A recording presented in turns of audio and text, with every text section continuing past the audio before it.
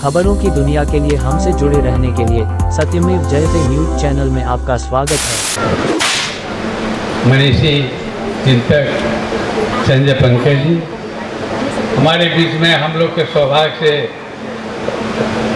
महान गांधीवादी चिंतक, जिस चिंतन को आज सारी दुनिया बहुत ही गहरी निगाह से देख रही है और आने वाला जो भविष्य है वो गांधीवादी चिंतन को स्वीकार करेगा, तभी विश्व शांति आएगी। ऐसे महान साधक और भारत के महान व्यक्तित्व का जो शुरू होता है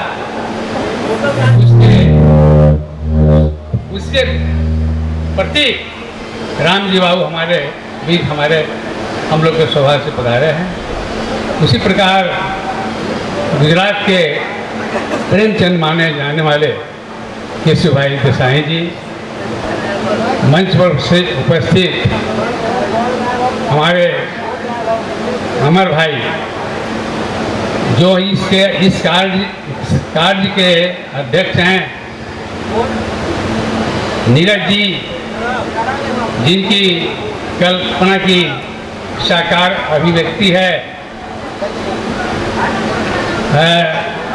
उसी प्रकार अविनाश तिरंगा जी और बहुत सारे लोग इसमें लगे हुए हैं। हम नीरज जी को कह देना चाहते हैं कि आप मुजफ्फरपुर की धरती से निराश नहीं होइए। ये क्रांतिकारी धरती है। क्रांति की चिंगारी बहुत छोटी होती है, लेकिन जब विस्फोट होता है ना तो दुनिया देखती रह जाती है।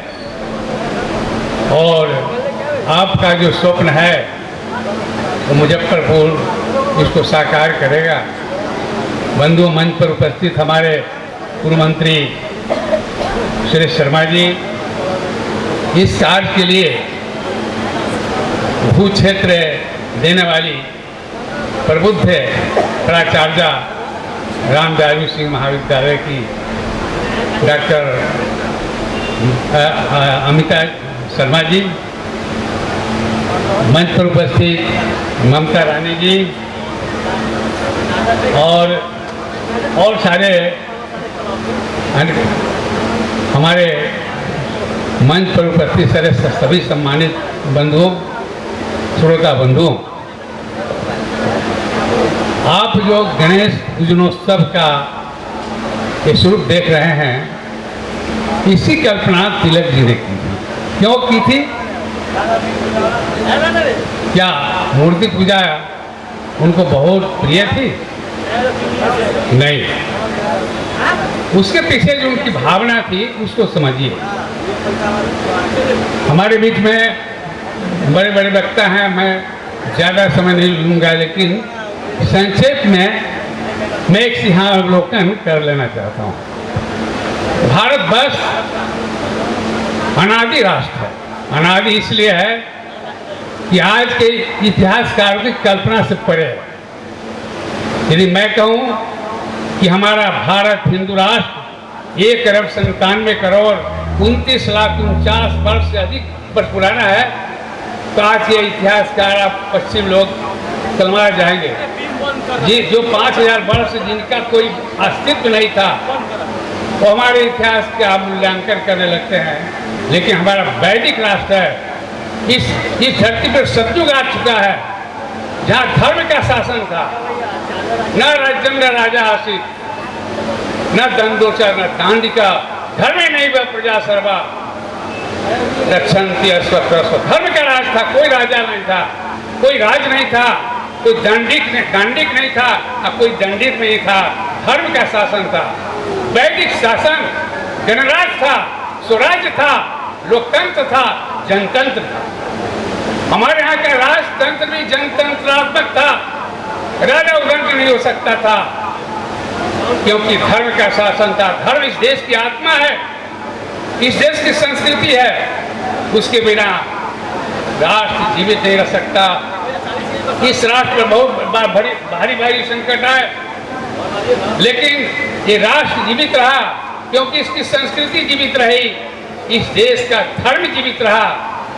और राष्ट्र तब तक नहीं मर सकता जब तक इस देश की संस्कृति, इस देश का धर्म जीवित है। समय समय पर धर्म का स्वरूप मंद हुआ और देश गुलाम हो गया।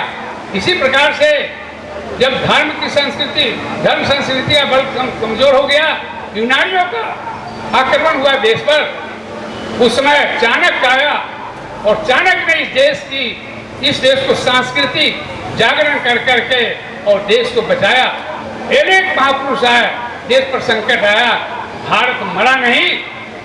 जिसको इकबाल ने कहा था, यूनान मिस्रोम सब मर गए जहाँ से, बाकी बचा हुआ है हगाम उनका हमारा।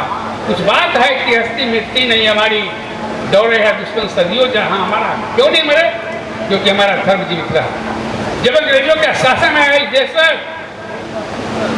तो अंग्रेजों ने ऐसी कुटिल नीति अपनाई कि दिनों दिने हमारी धर्म संस्कृति की जितना अतीत का गौरव, हमारा इतिहास, हमारा आचार विचार संस्कार सब मिटता चला जा रहा था। क्योंकि उसने इस देश पर शासन करने के समय काले ने भारत वर्ष का भ्रमण किया था और देखा ये विचित्र देश है। इस देश को गुलाम बनाने के लिए, इस देश की सांस्कृतिक चेतना को, इस देश की धार्मिक चेतना को, आचार विचार संस्कार को, अतीत को, इस देश के इतिहास को मिटा देना पड़ेगा। और इसमें सफल होता चला जा रहा था। 1857 का विद्रोह हुआ,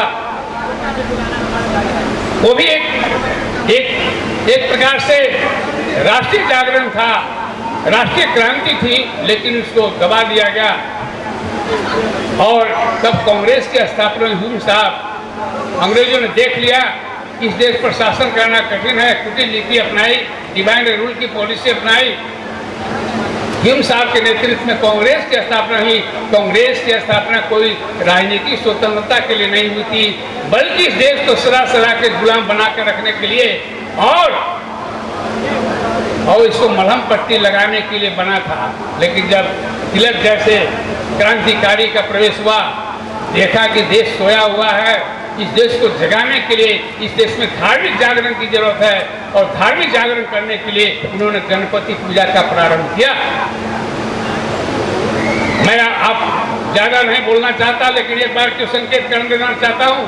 कम्युनिस्ट करती रशिया में भी आक्रमण हुआ, जर्मन का आक्रमण हुआ और रशिया हारता चला जा रहा था, क्योंकि कम्युनिस्ट शासन में धर्म एक जहर है, अफीम है। लेकिन देखा कि रशिया हार रहा है, जीतने की स्थिति नहीं है, तो उसने धर्म की छूट दी और धार्मिक जागरण हुआ। जर्मन पराजित हुआ, रशिया विजयी हो गया। तो धर्म की बहुत बड़ी ताकत होती है। उस धर्म के जागरण के लिए गणपति उत्सव तिलक जी ने चलाया। बंधुओं, गणपति उत्सव के द्वारा एक जागरण हुआ और तिलक जी ने स्पष्ट कर दिया, जैसा कि हमारे पूर्व वक्ता ने कहा कि स्वराज हमारा जन्म सिद्ध अधिकार है, क्योंकि आत्मा तो स्वराज में विचरने वाला है, इसको कौन गुलाम बना सकता है। बंधुओं, आज भी देश हमारा देश आज भी भले ही राजनीतिक से स्वतंत्र हो गया है, लेकिन दिनों दिन सांस्कृतिक दृष्टि से, धार्मिक दृष्टि से पराधीन होता जा रहा है। हम मानसिक गुलामी के गुजर से गुजर रहे हैं। मैं स्पष्ट कहूँ, इस देश का मुसलमान अरबी कल्चर में रंगा हुआ है और इस देश का सारा हिंदू यूरोपियन कल्चर में रंगा हुआ है। हमारे बच्चे जो संस्कार ग्रहण कर रहे हैं, उससे भारत का निर्माण नहीं हो सकता। बच्चे नहीं जानते कि सोमवार मंगलवार क्या है, बच्चे नहीं जानते कि 60-65 क्या है, बच्चे नहीं जानते कि हिंदी महीना क्या है।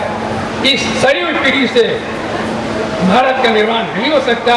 इसलिए सांस्कृतिक जागरण की जरूरत है और इस दिशा में नीरज जी द्वारा, संजय पंकज जी द्वारा, अमर बाबू द्वारा, अविनाश तिरंगा जी द्वारा जो ये प्रयास किया गया है, ये केवल गणपति पूजा नहीं है। गणपति पूजा के अभ्यास से एक मुजफ्फरपुर को सांस्कृतिक जागरण की ओर, धार्मिक जागरण की ओर, राष्ट्रीय जागरण की ओर ले जाने का प्रयास है। इसलिए मैं इन सारे आयोजकों को हृदय से बहुत बहुत धन्यवाद देता हूँ और अपनी वाणी को विराम देता हूँ।